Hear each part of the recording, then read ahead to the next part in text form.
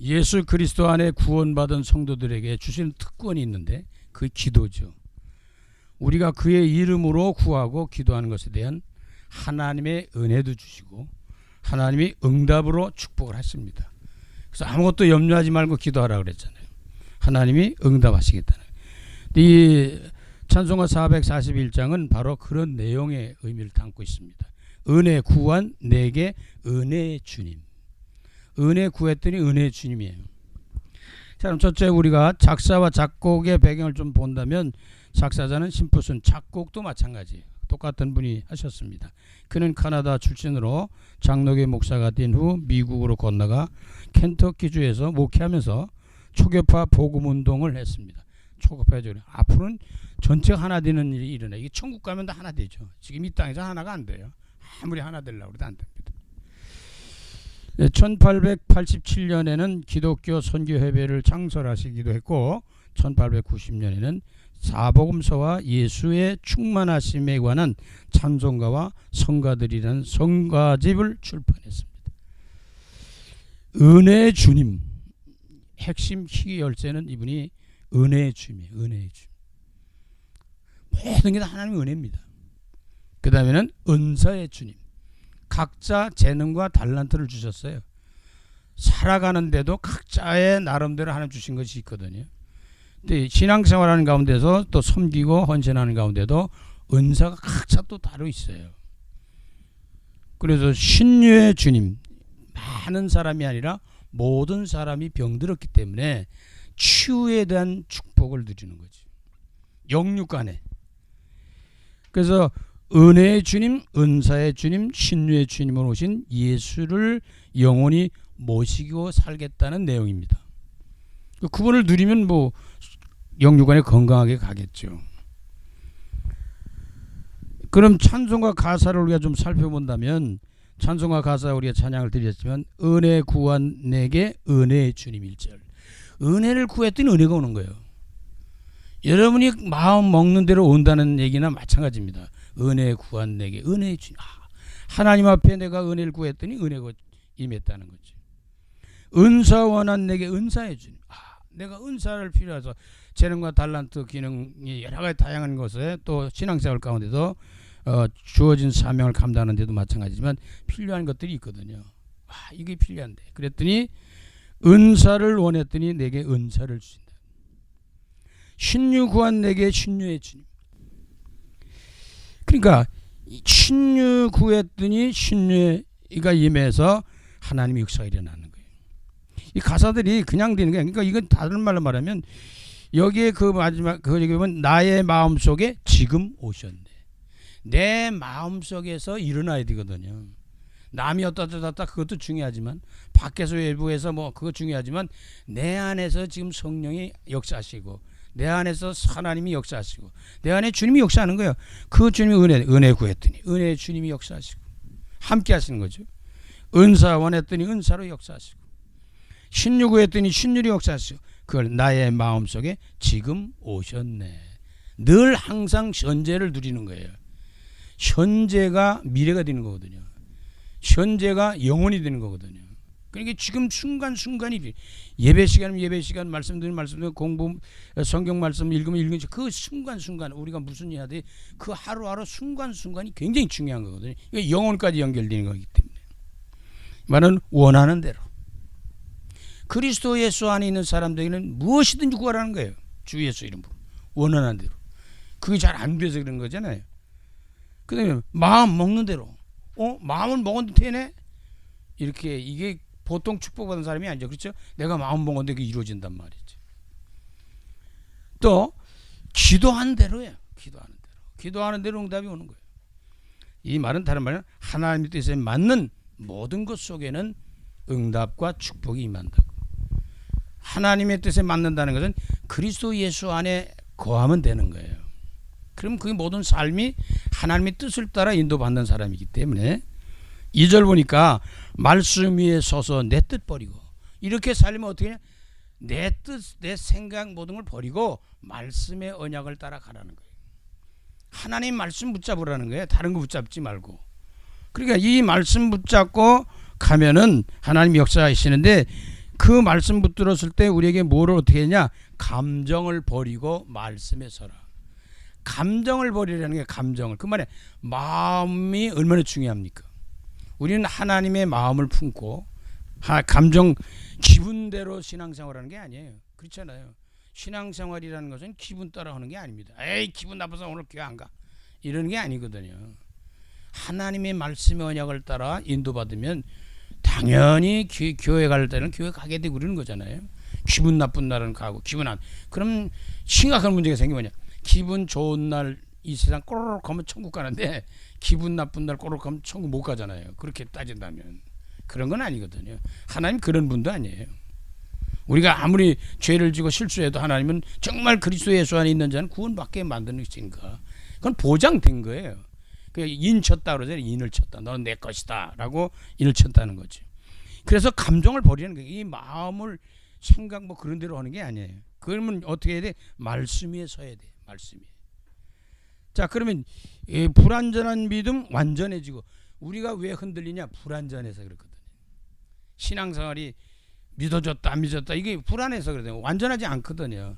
그 완전한 믿음 속에 서야 되게 되는 것인데, 내가 이제부터 주만 붙들리라. 주만 붙들어야 돼. 좌로우로 뭐 뒤에 앞뒤 막 쳐다 막 이렇게 흔들리지 말고 주님만 바라보라는 거예요. 이 말은 뭐냐? 흔들리지 않는 믿음을 가지라는 거예요. 천국 반드시 들어가거든요. 근데 우리는 가끔 흔들리잖아요. 완전한 믿음을 가져야 되는데 온전한 믿음이 어디 있겠어요? 우리가 완전할 수는 없잖아요. 그런데 반석 위에 세운 교회가 무너지지 않는 거예요. 반석이 뭐야? 그리스도 예수 안에 있는 사람. 그러니까 그리스도를 제대로 누리는 사람은 흔들리는 사람이 아니에요. 물론 인간이니까 흔들릴 수도 있고 무너질 수도 있고 쓰러질 수도 있을 수도 있어요. 그러나 다시 일어나죠. 오뚜기같이 일어나듯이 일어난단 말이에요. 그리스도의 토대 위에 선 믿음이, 반석에 세운 믿음이 흔들리지 않는 믿음이고 무너지지 않는 믿음이단 말이에요. 3절 보겠습니다. 나의 모든 욕심 던져버리고. 그거 흔들리고 모든 게 다 왜 그러냐? 욕심이 있어서 그래. 너무 욕심 부리면 문제가 생기거든요. 탐심은 우상숭배입니다. 우상숭배는 하나님을 안 섬기는 거 아니에요. 하나님이 싫어하신단 말이죠. 나의 모든 욕심 던져버리고 내가 염려하며 계획하던 것. 욕심 많으니까 염려가 또 많은 거예요. 그걸 채우고 막 이루려니까 한도 끝도 없어요. 100억 벌면 1000억 벌고 싶고 막 그런 거 아니에요. 그 욕심을 내려놓을 줄 알아야 돼. 그러면 내가 모든 욕심 던져버리고 내가 염려하며 계획하던 것. 염려하니까 자꾸 뭘 해보려고 그러잖아요. 애를 쓰잖아요. 필요 없는 건 아니지만 우리는 인본주의로 가는 게 아니라 신본주의로 가는 거거든요. 믿고 기도하며 주께 맡기고. 그러니까 믿음을 가지고 있는 사람들은 그러면 염려 근심 걱정하지 말고 계획하지 않고 어떻게 하나님의 뜻을 따라 이루기 위해서 기도하는 거예요. 기도하는 자가 돼야 된다는 거거든요. 24시 참 기도 중심으로 살아갈 수 있는 그런 중심을 가지고 사는 거죠. 그러니까 우리가 믿고 기도하며 주께 맡기고, 믿고 기도하며 주께 맡기라는 거예요. 수고하고 무거운 짐자들아 다 내게로 오라. 내게 맡겨라. 그럼 내가 너를 편히 쉬게 해주겠다. 그런 얘기거든요. 그러면 주의 뜻을 따라 살기 원하네. 소원이 뭐예요? 주님의 뜻대로 살길 원합니다. 주님의 인도받길 원합니다. 이거거든요. 우리 그러니까 기도는 순종하겠다는 거거든요. 기도는 복종하겠다는 것이고, 늘 말씀드리지만 기도는 나를 드리는 거예요. 하나님 당신의 뜻대로 사용하세요. 당신의 뜻을 이루는 삶이 되게 해주세요. 하나님의 뜻을 따라 사는 삶인데 그 삶이 뭐예요? 성령의 인도받는 삶이죠. 성령이 내주하고 인도하고 역사하는 분은 어떤 구원받은 백성들에는 성령이 내주자 성전 삼고 계셔서 인도하신단 말이에요. 역사를 하신단 말이죠. 자, 그러면 4절에 가보니까 믿음으로 닷을 주께 던지고. 이건 배를 부리는 사람들은 닷이 뭔지 아는데 그걸 내려줘야 배가 안 떠내려가지 않거든요. 우리는 이 닷을 어디다 내려야 돼? 믿음의 닷을 내려야 돼. 믿음을 탓을 내릴 때 견고한 신앙이 된다는 거죠. 그러면 끊임없이 주를 찬송합니다. 찬양하는 거죠. 끊임없이 계속 할렐루야 아멘 감사합니다 막 찬양하게 됐죠. 전에 나를 위해 일해왔으나 그제는 나를 위해서 일을 했어요. 그게 탐심 욕심 이게 다 그래서 오는 거거든요. 자기 자신을 위해 사는 것이 나쁜 건 아니에요. 그렇잖아요. 그러나 하나님 없는 주님 없는 그 중심은 무너질 수가 있고 사탄이 역이용할 수 있단 말이죠. 그래서 이젠 주만 위해 심써 일하리. 이제는 부족하지만 연약하지만 심써 주를 위해한다. 그래서 이 1절에 은혜 구한 내게 은혜의 주님이다. 내가 힘이 없어요. 힘을 달라고 했더니 힘을 주신다. 내가 아파요. 그래서 건강 좀 해야 되겠어요. 서주의 일을 하겠어. 그랬더니 신유의 은사가 일어나는 거예요. 나는 부족한 게 많아야 여러 가지. 그래서 하나님이 은사를 주셔서 그 일들을 해나갈 수 있도록 하신다. 그러니까 우리가 기도밖에는 없다는 얘기가 되겠죠. 주님의 영광을 위한 삶, 영광의 삶을 위해 사는 거죠. 자, 5절 봅니다. 나의 소망되는 구주 예수님.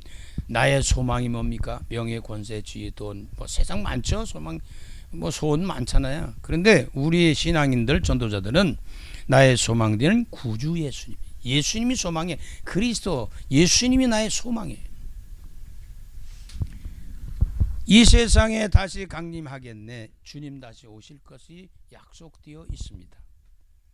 나의 등불 밝혀 손에 들고 이제는 빛이 임해서 우리가 나가면 빛을 발하는 전도자의 삶을 누리게 돼 있어요. 어둠에 있는 사람들을 밝은 빛을 비춰서 올 수 있도록 멸망에 있는 사람들을 영원한 구원의 축복으로 이끌어주고 하는 전도자의 삶을 누리게 됩니다. 그러면 어떠냐? 기쁨으로 주를 맞이하겠네. 우리는 기쁨으로 주를 맞이해야 되잖아. 이 우리가 항상 신앙생활에 모든 것이 세상생활도 우리가 즐겁게 살아야 되잖아요. 기쁘게. 아까 웃는 얘기도 나왔지만 우리가 신앙생활과 주어진 사명감단어도 기쁨을 해야 되거든요. 신나서 할렐루야 하면서 기쁨으로 주를 맞이하겠네. 영접하는 자 곧 그 이름을 믿는 자들에게는 하나님의 자녀가 되는 권세를 주셨다.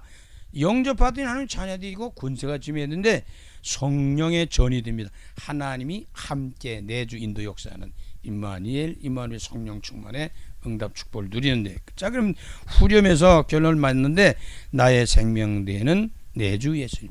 내가 살 수 있는 길이 뭐냐? 내 주님 안에 있다는 거죠. 그래서 생명이신 예수를 모시면 생명이 있는 거예요. 예수를 따라가면 사는 길로 가는 거예요. 영원토록 모셔 내 기쁨 넘치니. 영원토록 모셔 내 기쁨. 이게 변할 수 있는 게 아니에요. 믿음 생활이라는 게, 구원이라는 건 받아도 주고 안 받아도 주고 이랬다 주고 저랬다 그런 게 아니에요. 영원히 이거는 변치 않는 거예요. 변치 않아야 되는 것이고요. 변치를 않는 겁니다. 그래서 우리가 이 찬송가 가사 속에서 보면 아까 이 말씀을 드렸지만은 이 은혜의 주님, 은사의 주님, 신유의 주님으로 오신 이 예수님을 영원히 모시고 살아가겠다. 그 속에서 할 일이 있다면 뭐 있어요? 믿음 안에서 기도하는 거죠. 자, 그럼 우리가 세 번째 전도자에게 주시는 메시지, 현장에 전달하고 현장 살릴 수 있는 메시지 뭘까? 뭐 다 나왔지만요. 은혜는 전적으로 뭐예요? 하나님이 주시는 선물입니다. 우리가 지나고 나면 은혜 받았잖아요. 지나고 나면 하나님의 은혜 받았잖아요. 알고 봤더니 내가 잘한 게 아니라 하나님의 선물이었어요. 하나님의 선물 가운데 선물이 뭐냐? 하나님의 말씀이 성경 주셨다는 거예요. 이거보다 큰 선물은 없어요. 성경이 최고의 선물이에요. 근데 그 성경의 핵심이 뭐냐? 예수님에 대한 이야기입니다. 구원 속에 대한 이야기다. 그래서 우리의 선물 중에 선물은 성경이고 예수님입니다. 정확히 말하면 그리스도이신 예수를 우리에게 선물 주셨다는 거죠. 이거 뭐냐? 말씀이 육신이 되어 이 땅에 오시고 우리가 영접하면 그분이 내 안에 계신다는 거죠. 이게 선물이에요. 이게 축복입니다. 이것이 구원의 역사를 이룬다는 거예요. 다른 데는 구원이 없어요. 영생이 없어요. 그리스도 예수 안에만 있는데 이거 우리에게 선물로 주셨다는 거예요. 은혜로 주셨다는 거예요. 내가 잘나서 내가 이래저래 구원받는 게 아니거든요. 하나님이 절대적인 계획 속에서, 하나님이 절대적인 은혜 속에서 이루어지는 거란 말이에요. 그럼 은혜 위에 은혜는 예수가 그리스도이심을 풍성히 누리는 것이다. 오늘 본문에도 나와서 은혜 위에 은혜다. 은혜 받았다 뭐예요? 아, 나 오늘 축복 받았어. 아, 나 뭐 많이 여러 가지 얘기할 수 있잖아요. 근데 거기에서 그리스도 예수에 대한 걸 깨달음이 있을 때 그게 은혜 중에 은혜예요. 복음을 깨달는 게 은혜 중에 은혜입니다. 그냥 자꾸 갈수록 복음의 사람이 돼야 되잖아요. 그리스도의 사람이 돼야 되잖아요. 그러니까 우리가 은혜 위에 은혜라고 하는 말은 예수가 그리스도라는 걸 계속 누리는 거예요. 선지자이신 그리스도, 제사장이신 그리스도, 왕권으로 오신 그리스도, 하나님 만나는 길, 천국 가는 길, 우리가 모든 문제에 하나님의 답이 어디 있어요? 그리스도 안에 있다니까요. 그리고 우리가 예수가 그리스도라는 말은 우리 죄로 말미암아 오는 재앙과 저주, 죽음, 멸망, 이게 다 해결하는 길이잖아요. 제사장이신 그리스도 누리는 거예요. 우리가 사탄과 막 귀신, 악령들이 역사하잖아요. 그렇기 때문에 사탄을 꺾고 귀신을 꺾고 악마를 꺾고 뭐 모든 흑암세를 꺾고 승리할 수 있는 길이 왕권 오신 그리스도를 누리는, 이게 갈수록 그리스도를 풍성히 누리는 것이 은혜 위에 은혜에 있는 것이다. 그러면 이 은혜는 예수 그리스도를 통하여 하나님 앞에 나가는 길이다. 은혜 받았다, 은혜 받는다. 그러니까 예수 이름으로 하나님 앞에 나가는 거예요. 인도받는 거예요. 그래서 내가 곧 길이요 진리요 생명이니 나로 말미암은 그는 아버지께로 올 자가 없다. 사는 길로 가는 거예요. 사는 진리 참으로 가는 거예요. 그리고 우리는 진짜로 생명의 길로 가는 거예요. 이게 예수 그리스도 안에 있다는 말이에요. 자, 그러면 은혜는 예수 그리스도의 이름으로 하나님께 나가는데 가장 중요한 것이 하나 있는데, 구원받은 백성들의 증표가 뭐냐? 예배 드리는 거예요. 그래, 예배를 드리러 다니네. 예배 드리는 것에 가네. 예배를 기뻐하시네. 그래서 마지막 때 하나님께서 뭐냐? 영과 진리로 예배하는 자를 찾으신다. 하나님은 예배 중에 거하신다는 거죠. 그래서 구약에는 아브라함을 비롯한 모든 선진들이, 믿음의 권속들이 뭐 어떻게 했어요? 제단을 쌓다는, 단을 쌓다 그러잖아요. 우리는 신약적인 개념에서 예배를 드리는 거예요. 그러니까 영과 진리로 예배를 드린다. 그런 분들을 찾으신다. 그 증표가 구원받았다는 증표거든. 영이라는 게 뭐예요? 성령이죠. 쉽게 말하면 우리가 진리라는 건 예수 그리스도 복음입니다. 말씀이란 말이에요. 그냥 성령과 말씀 안에서 드리는 예배. 자, 그러면 은혜는 예수 그리스도의 이름으로 질병을 고치고 귀신을 쫓아내는 것, 추방하는 것이다. 예수 그리스도 안에서 질병을 치료받아요. 예수 그리스도 안에서 귀신을 쫓아낼 수 있어요. 어떤 면은 쫓아내는 게 아니라 예수 그리스도의 이름 때문에 귀신이 나가버려요. 예수 그리스도의 이름 안에서 우리가 기도하면서 믿음 생활을 하다 보면 아픈 것도 치유되게 돼 있어요. 죽을 자도 살아나잖아요. 이걸 진짜 믿으면 죽을 자리에서도 살아난다니까요. 하나님 물론 계획과 뜻과 섭리가 계셔야 되긴 하지만, 그러나 어쨌든 이 은혜 위에 은혜 속에서 주어지는 예수 그리스도의 이름으로 질병도 고치고 흑암 세력도 꺾고 영적 싸움에 승리할 수 있게 되는 것이다 라고 하는 것입니다. 그래서 우리가 예수 그리스도의 이름으로 기도하면 어떻게 돼요? 응답이 오잖아요. 응답이 오는데, 초대교인들은 언약 붙들고 마음을 같이 모여서 오로지 전혀 기도에 힘썼다고 그러잖아요. 기도에 힘쓰는 것도 기도밖에 없어요. 기도 위에는 이런 유가 나지를 않는다. 그래서 기도의 체질이 된다는 게 굉장히 중요하잖아요. 그냥 모든 것을 다 기도로 제목으로 삼으라는 거죠. 뭐 나쁜 건 나쁜, 좋은 건 좋고, 이런 거 저런 거 뭐 알면 알고 모르면 모르는 거 다 기도 제목. 만나고 사건 일어나고 이렇게 저렇게 오고 가고 모든 것에 다 기도의 제목을 삼고, 다시 말해서 전도자의 중심을 가지고 기도하면 하나님의 세계보험 언약을 이루는 그 일에, 언약의 여정에 열매를 맺어가게 된다. 그래서 전혀 기도에 힘썼더니 어떻게 사도행전 1장에서 14절에 기도했는데 2장 1절에서 성령 충만, 오순절날에 성령 충만이었다. 다음 주는 고난주간이에요. 고난주일이고 그 다음 주 마지막 주는 부활주일이거든요. 지금이 사순절 기간 동안이란 말이에요. 오순절날에 성령 충만 받고 나서 그들이 땅끝까지 복음을 전하는데, 그래서 은혜의 은혜 속에서 일어나는 것은 성령의 능력으로 예수 그리스도의 증인으로 살아가는 겁니다. 세계 복음화를 이루는 증인이죠. 권능 받고 그리스도의 증인 되는 거예요. 그래서 초대교회들이 늘 말씀드린 것처럼 사도행전 5장 42절, 그들은 성령 충만을 받고 나니까 어떻게 되세요? 성전에 있든지 집에 있든지 어느 곳에 뭘 하든지 예수가 그리스도란 사실을 가르치고 전하기를 쉬지를 않아서 오늘까지 왔다는 거죠. 앞으로도 우리가 이 땅을 떠나도 주님이 오시지 않고 계속 복음이 전해질 시대라면 계속 복음은 전달될 겁니다. 우리가 어떨지 모르죠. 그게 우리가 살아생전에 또 혹시 오실지도 모르지만 그건 몰라요. 하나님밖에 모르니까. 또 그러가 우리가 주님이 안 오셔서 우리가 이 땅을 떠나도 후대까지 복음은 계속 전하게, 언제까지 하나님이 이제는 구원의 역사가 이루었다라고 판단을 하시면 주님이 오시는 거죠. 그건 하나님밖에 모르셔요. 사람으로는 뭐 알 수가 없는 거예요. 그 연구한다고 되는 일이 아니에요. 잘못하면 그렇게 그거 연구하다가 오히려 이상한 데로 빠질 수가 있거든요. 그럼 우리가 주님 맞을 준비를 하고 있어요. 믿음 안에 거하면 되는 거예요. 성령님도 받으면. 그래서 구원받은 성도들과 전도자들은 하나님의 은혜와 보좌의 능력으로 세계 복음화를 이루는 언약의 여정을 가는 겁니다. 그리스도를 풍성히 누리는 것이 은혜 위에 은혜다. 그 안에서 뭐 물질도 있고 뭐 이것도 있고 저것도 다 있는 거예요. 그러니까 은혜 구한 내게 은혜의 주님, 은사 원한 내게 은사의 주님, 신유 구한 내게 신유의 주님, 늘 찬양을 드리면서 하나님의 응답 축복을 드리며 하나님이 함께하는 사실을 모든 사람들에게 알리는 전도자로 승리하는 은혜의 축복을 누리시기를 간절히 주의 이름으로 축원합니다. 살아계신 주님, 은혜 구한 내게 은혜의 주님, 은사 원한 내게 은사의 주님, 신유 원한 내게 신유의 주님으로 역사하고 계심을 믿고 감사를 드립니다.